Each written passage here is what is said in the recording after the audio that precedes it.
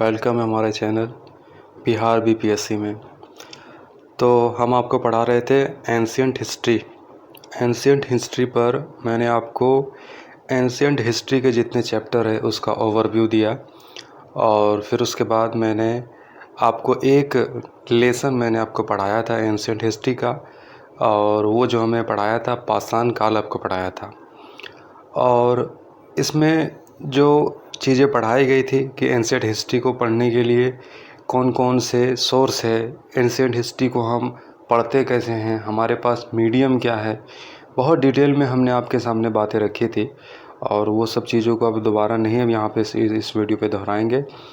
इस वीडियो का हमारा जो टॉपिक होगा इसमें हम कवर करेंगे कि कौन कौन से सवाल जो है पूछे गए हैं, मतलब जितना भी हमने अभी आपको पढ़ाया पिछले वाले वीडियो में, उन वीडियो से जो सवाल बनता है वो सवाल यहाँ पे हम देखेंगे।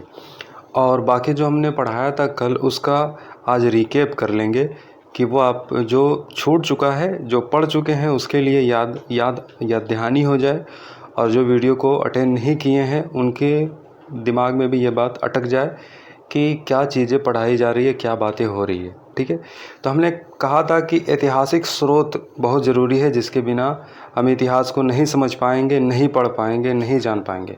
तो ऐतिहासिक स्रोत दो तरह का होता है, एक पुरातात्विक स्रोत हो गया, भौतिक चीज़ जो हमें पाई गई है, जो हमें मिला है, और वो उपकरण, मृदभांड, कलाकृतियाँ, भवन, मृदा अभिलेख, ये सारे हमारे पुरातात्विक स्रोत हो गया। और एक साहित्यिक स्रोत है जो हमारे धार्मिक ग्रंथ है, जो व्यक्ति विशेष के द्वारा लिखा गया है, या फिर किसी विदेशी व्यक्ति जो अपने हमारे देश में किसी भी उद्देश्य से आया और उसने हमारे देश का वृत्तांत लिखा, हमारे देश की जो है इतिहास लिखी, तो उसके माध्यम से हमें इतिहास का जो हमने पता लगाया। धार्मिक साहित्य में बहुत सारी चीज़ें आ गई, वेद, ब्राह्मण ग्रंथ, अरण्यक, उपनिषद, वेदांग, पुराण, स्मृति, बौद्ध साहित्य, जैन साहित्य, महाकाव्य आदि। और धर्मेतर साहित्य जो कि व्यक्ति विशेष के द्वारा लिखा गया, राज पोषित रहा, उसको किसी राजा ने लिखवाया अपने उद्देश्य के लिए, मकसद के लिए, और जो व्यक्ति उस विषय में माहिर रहा उस विषय को उसने जो है अपने मर्जी से चयन करके उस विषय पर उन्होंने अपना एक बहुत बेहतरीन किताब लिख के दी। जैसे कौटिल्य ने अर्थशास्त्र लिखा, कलहन ने राजतरंगिणी, पाणिनि ने अष्टाध्यायी, विशाखदत्त ने मुद्रा राक्षस, कालिदास का विज्ञान शकुंतलम, मेघदूतम, अन्य वैज्ञानिक और खगोलीय साहित्य के ऊपर भी किताबें लिखी गई। संगम साहित्य, विदेशी लोग ने जो आया, सबसे पहले ग्रीक आए, उन्होंने किताबें लिखी, उन्होंने हमें सोर्स दिया इतिहास को जानने का। सिनेली स्रोत से पता चलता है, चीनी स्रोत से, तिब्बती स्रोत से, अरबी स्रोत से। तो ये जितने भी जो है मीडियम है जिससे हम इतिहास को समझ पाए हैं। ठीक है, पुरातात्विक स्रोत क्या होता है? पुरातात्विक स्रोत होता है जिसमें हमें जो चीज़ें पाई गई है, जो चीज़ें हमें मिली है, उससे हम इतिहास को जानते हैं। ठीक है, अब और भी इतिहास के जो स्रोत है यहाँ पे पूरा विवरण है। रघुवंशम किसने इसको लिखा? कालिदास ने लिखा। समुद्रगुप्त का विजय वर्णन है। स्वप्नवास दत्ता भास ने लिखा। किसका वर्णन है? प्रसिद्ध संस्कृत नाटक का। तो आप वो वीडियो देख लीजिए, आपको पूरा ये जो चीज़ें हैं ये कवर हो जाएगी। अब परीक्षा उपयोगी महत्वपूर्ण तथ्य इसमें क्या क्या है ये हमने बातें की थी, बहुत डिटेल में हमने आपको बताया था, सारी चीज़ों को हम आपको समझा चुके हैं। अब यहाँ पे हम देखेंगे जो हमने पढ़ाया है इससे क्या सवाल भी बना है एग्ज़ाम में, वो सवाल हम देखेंगे कि कब कब जो है ये सवाल पूछा गया है। ठीक है, और क्या सवाल पूछा गया है।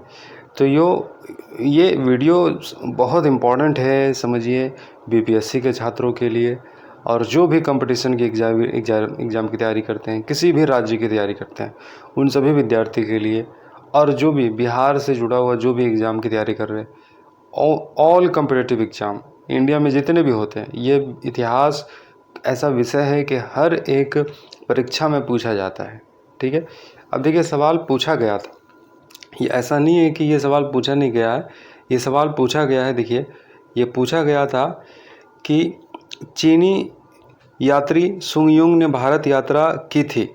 ठीक है, चीनी यात्री सुंगयुंग ने भारत यात्रा की थी, तो कब की थी ये सवाल पूछा है। देखिए कब की थी। ए ऑप्शन दिया 515 ईस्वी से 520 ईस्वी, 525 ईस्वी से 529, 545 से 552, 592 ईस्वी से 579 ईस्वी। तो और फिर पांचवा ऑप्शन दिया उपरोक्त में से कोई नहीं, उपरोक्त में से एक से अधिक। ठीक है। तो ये पूछा गया था सवाल, ठीक है। आपके लिए ये जवाब आपको देना है, आप इसका जवाब देने का प्रयास करें। अंततः हम आपका नहीं तो इसका जवाब का जो आंसर की है हम आपको दे देंगे।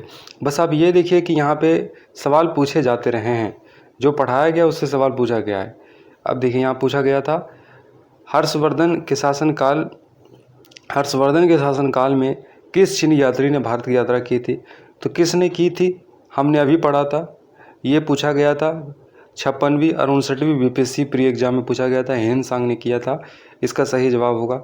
इंडिका का लेखक कौन था? इंडिका का लेखक आपने पढ़ा होगा, ये पूछा गया 56वीं और 59वीं बीपीएससी में मेगास्थिनी जी ने लिखा था ये पुस्तक। और फिर नेक्स्ट क्वेश्चन यहाँ पूछा गया था कल्हण के पुस्तक का नाम क्या है? कल्हण के पुस्तक का नाम अभी हमने देखा था, उसका चार्ट पूरा देखा था। तो ये कल्हण के पुस्तक का नाम रासतरंगिणी है, ठीक है। तो ये सवालें पूछे गई है, ये सारे जो सवाल है बहुत इम्पोर्टेंट है। हमने अभी जो आपको वीडियो दिया है वो काफ़ी इम्पोर्टेंट तथ्यों से भरा हुआ वीडियो था। आप उसको वीडियो ज़रूर देख के आएँ, तब यहाँ पे आप सवाल भी दे पाने में सक्षम होंगे।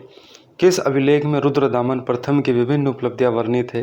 तो देखिए किस अभिलेख में रुद्रदामन वन की जो है उपलब्धियां वर्णित है? तो ये जूनागढ़ अभिलेख होगा, ठीक। इसका सही जवाब होगा जूनागढ़ अभिलेख। तो पूछे गए ये सवाल कौटिल्य के अर्थशास्त्र कितने अभिकरणों में विभाजित है? तो कौटिल्य ने जो अर्थशास्त्र लिखा उनका जो चैप्टर है वो कितने चैप्टर में अविभाजित है? तो ये कितने चैप्टर में है? इसका सही जवाब तो ये होना चाहिए 12, ठीक है। तो पूछे गई है अशोक के ब्राह्मी अभिलेखों को सर्वप्रथम किसने पढ़ा था? तो ये प्रिंसेप ने पढ़ा था, इसका सही जवाब। हर्षचरितम नामक पुस्तक किसने लिखी थी? हर्षचरितम नामक पुस्तक ये बाणभट्ट ने लिखी थी, इसका सही जवाब ये होगा। देखिए कोई मिस्टेक भी हो सकता है, लेकिन हमारा मकसद यहाँ पे आपको आंसर किए देना नहीं है। हमें ये बताना है कि जो चैप्टर हमने पढ़ाया है उसमें से सवाल बीपीएससी ने पूछा है, ठीक है। यहाँ पे आप देखिए डेट सबका दिया हुआ है, कब पूछा है यहाँ पे सब में डेट मेंशन है। मुद्रा राक्षस नामक पुस्तक का लेखक कौन था? इस 67वीं बीपीएससी परीक्षा में पूछा था। मुद्रा राक्षस का जो पुस्तक था मुद्रा राक्षस, इसका जो लेखक है वो विशाख दत्त है, इसका लेखक विशाख दत्त है। वह स्रोत जिसमें पाटलिपुत्रा के प्रशासन का वर्णन उपलब्ध है? तो पाटलिपुत्रा के जो प्रशासन उसका वर्णन जिस पुस्तक में की गई है इंडिका में की गई है, इंडिका में की गई है, ठीक है। अशोक के अभिलेखों में अशोक के शिलालेख में प्रयुक्त भाषा कौन सी रही है? तो अशोक का मकसद जो था लोगों को आसान भाषा में जो है अपना मकसद पहुंचाना था, अपना उद्देश्य बताना था, अपने धर्म की नीति बतानी थी। अशोक क्या चाहता है वो आम जनता तक वो बातें पहुंचाने का अशोक ने काम किया। और आम लोग जो भाषा बोलते हैं वो ज़्यादातर जो है वो भाषा का बिगड़ा हुआ रूप जो होता है उसी को वो बोलते हैं। भाषा में बहुत सारी भाषा निकल जाती है, उसी भाषा को वो जो है पकड़ लेते हैं, वो भाषा प्राकृत रही। अर्थशास्त्र के अनुसार सीता भूमि का अभिप्राय क्या? सीता भूमि का अभिप्राय वो होता था जो भूमि जो है ना जोती जाती है ना कोई उपयोग में आता है, उस भूमि को सीता भूमि जो है कहा गया अर्थशास्त्र में। कुमार संभव महाकाव्य किस कवि ने लिखा? तो देखिए कुमार संभव महाकाव्य ये किताब, ये चार्ट हमने आपको दिया है, आप उसमें देखिए आपको जवाब मिल जाएगा। 65वीं में पूछा गया था, ठीक है। तो ये कुमार संभव ये शायद हरिसेन ने लिखा था, हरिसेन ने लिखा था। कौटिल्य के अर्थशास्त्र में किस पहलू पर प्रकाश डाला गया है? तो किस पहलू पर? आर्थिक जीवन, धार्मिक जीवन, सामाजिक जीवन, राजनीतिक नीतियाँ। देखिए आप किताब के नाम से आप जो है गलत आंसर लगा देंगे अगर आपको ज्ञान नहीं है।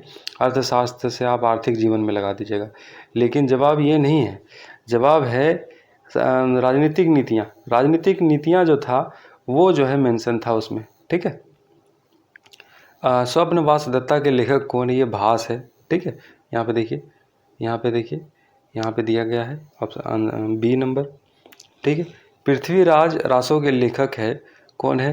पृथ्वीराज रासो के लेखक है ये है कौन से है? ये चंद्र बरदाई है या बिल्हन है, ठीक है, या ज्यानक है। इस तीनों में से कोई हो सकता है, ठीक है। तो पूछा गया है सवाल ऋग्वेद का कौन सा मंडल पूर्णतः सोम को समर्पित है? तो ये है 10वां मंडल, ठीक है। हेनसांग की भारत यात्रा के समय सूती कपड़ों के उत्पाद के लिए सबसे प्रसिद्ध नगर कौन था? तो ये सूती कपड़ों का सबसे प्रसिद्ध नगर ये वाराणसी रहा होगा। ये सवाल का जवाब पूछा गया है, ये सारे सवाल पूछे गए हैं। 41वीं बीपीएससी ने पूछा है। बोगोस का कोई का महत्व इसलिए है, देखिए ये एक बंदरगाह था। इसका महत्व क्या था? मध्य एशिया और तिब्बत के बीच एक महत्वपूर्ण व्यापारिक केंद्र के रूप में जाना जाता है। वेद के मूल ग्रंथों की रचना हुई थी। यहाँ पर ऑप्शन दिया गया है, देखिए वेद के मूल ग्रंथों की रचना हुई थी, उपरोक्त में से कोई नहीं। तो वहाँ जो अभिलेख प्राप्त हुआ, जो वैदिक देवी, तो ये जो है बी नंबर इसका सही जवाब होगा। किस अभिलेख में यह साबित होता है कि चंद्रगुप्त का प्रभाव पश्चिम भारत तक फैला हुआ था?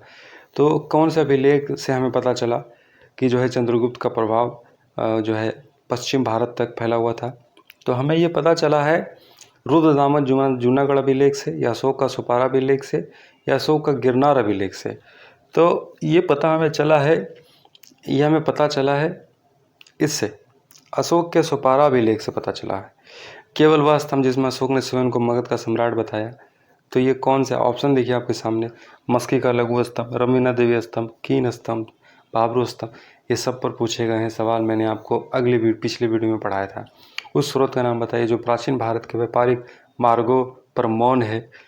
तो जो प्राचीन भारत के जो व्यापारिक मार्ग है, सबसे ज़्यादा फेमस था सिल्क रूट, ठीक है, तो उनके बारे में मौन है। यहाँ पर 39वीं बीपीएससी में पूछा था।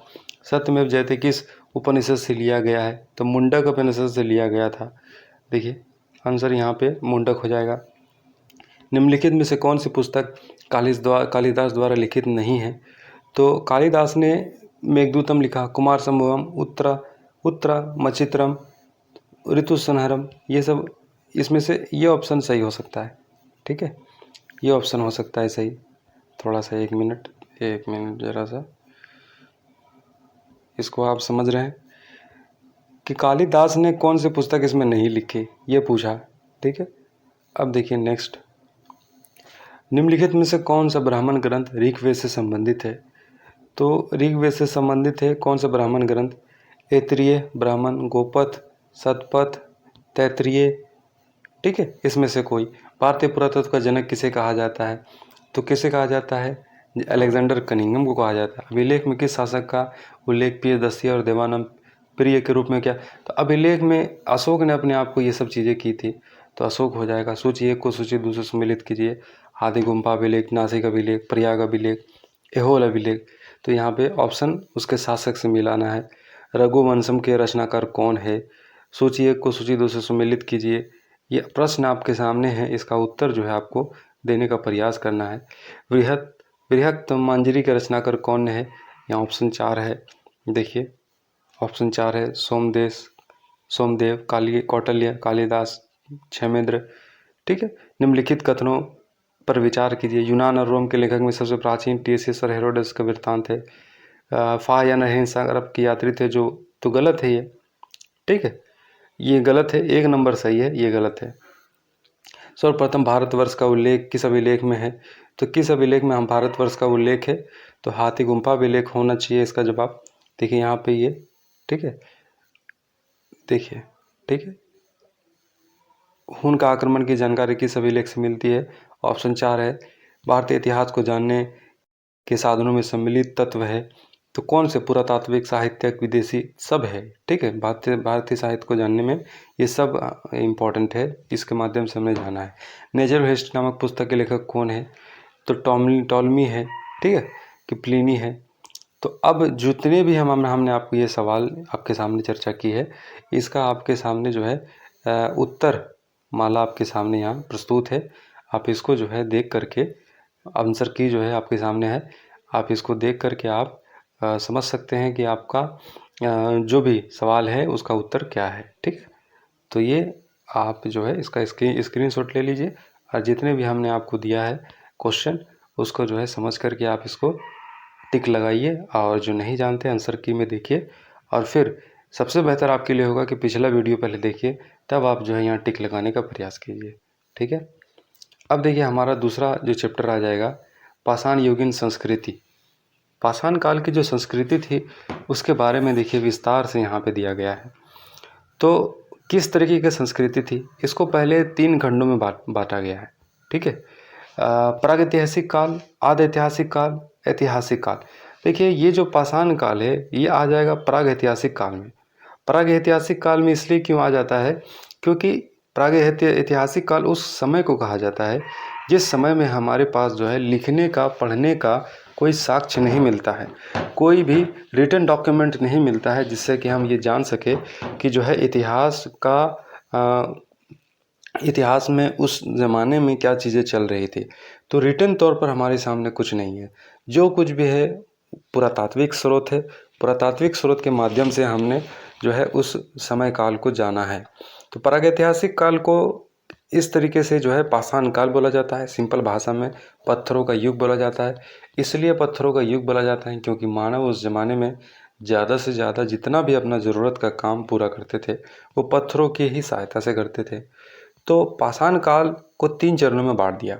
एक पूरा पाषाण काल, दूसरा मध्य पाषाण काल और तीसरा नवपाषाण काल। अब इसका टाइम फ्रेम देखिएगा। पूरा पाषाण काल जो प्रारंभ होता है ये 10,000 ईसा पूर्व से होता है। ठीक है, ये 10,000 ईसा पूर्व से यानी कि ईसा के जन्म के 10,000 पूर्व से ये जो है पूरा पाषाण काल प्रारंभ होता है। मतलब लगभग प्रारंभ से 10,000 ईसा पूर्व, यानी कि ये लाखों साल। देखिए सॉरी, थोड़ा सा आप यहाँ समझने में थोड़ा सा मिस्टेक हो गया, इसको समझिए पहले। ये पूरा पाषाण काल देखिएगा, ये कहाँ से कहाँ तक आता है। ये स्टार्ट होता है लगभग जो है 10,000 ईसा पूर्व से, प्रारंभ से 10,000 ईसा पूर्व तक। ठीक है, ठीक है, प्रारंभ से 10,000 ईसा। अब इसको 3 चरणों में बांट दिया। मतलब पूरा पाषाण काल को 3 चरणों में बांट दिया। एक हो गया निम्न पूरा पाषाण काल, ठीक है, मतलब जिसके बारे में जो है वो स्टार्टिंग फेज है। दूसरा हो गया मध्य पाषाण काल। देखिए, दूसरा हो गया मध्य पाषाण काल, दूसरा हो गया मध्य पाषाण काल, दूसरा हो गया मध्य पाषाण काल और तीसरा हो गया उच्च पूरा पाषाण काल। अभी तीनों का टाइम फ्रेम अलग है। ठीक है, निम्न पूरा पाषाण काल का टाइम फ्रेम आता है 1,00,000 से ईसा पूर्व तक, मतलब प्रारंभ से 1,00,000 ईसा पूर्व। ठीक है, मध्य पाषाण काल का जो टाइम फ्रेम है 1,00,000 ईसा पूर्व से 40,000 ईसा पूर्व। और उच्च पूरा पाषाण का टाइम 40,000 ईसा पूर्व से 10,000 ईसा पूर्व आता है। ठीक है, यहाँ देखिए पूरा पाषाण काल को 3 चरणों में बांटा। ठीक है, पूरा पाषाण काल को 3 चरणों में बांटा और ये 3 चरणों में बांटने के बाद जो है इसमें जो टाइम फ्रेम आता है स्टार्टिंग से लेकर के जब से स्टार्ट हुआ तब से लेकर के 10,000 ईसा पूर्व तक। अब फिर इसको बांट दिया 3 चरणों में पढ़ने के लिए, समझने के लिए। निम्न पूरा पाषाण काल, इसका स्टार्टिंग से 1,00,000 ईसा पूर्व से लेकर के 1,00,000 ईसा पूर्व, यानी कि देखिए स्टार्टिंग क्यों कहा जा रहा है। स्टार्टिंग इसलिए क्या कहा जा रहा है क्योंकि हमें कोई डेट का अनुमान नहीं है, हम नहीं जानते डेट, लेकिन एक डेट का हमने जो है एस्टिमेट निकाला है। स्टार्टिंग जब से हुआ था 1,00,000 साल तक ये चला था। ठीक है, फिर मध्य पाषाण काल देखिए, ये 1,00,000 ईसा पूर्व से लेकर के 40,000 ईसा पूर्व तक चला। यानी कि यहाँ तक ही क्यों, इस वजह से क्योंकि इतना टाइम तक समाज में, दुनिया में कोई भी चीज़ का जो है व्यवस्था में सुधार नहीं आया था। एक ही चीज़ चलता आ रहा था, कोई नई चीज़ें नहीं चल रही थी। पत्थर का ही दौर था, लेकिन वो पत्थर में थोड़ा सा एडवांसमेंट आ गया था, थोड़ा सा चीज़ें बेहतर हो गई थी। इस वजह से जो है थोड़ा सा मध्य पाषाण काल नाम रख करके हमने जो है डेट को इस तरीके से बदल दिया। फिर देखिए उच्च पूरा पाषाण काल, ये 40,000 ईसा पूर्व से 10,000 ईसा पूर्व तक है। ठीक है, इसमें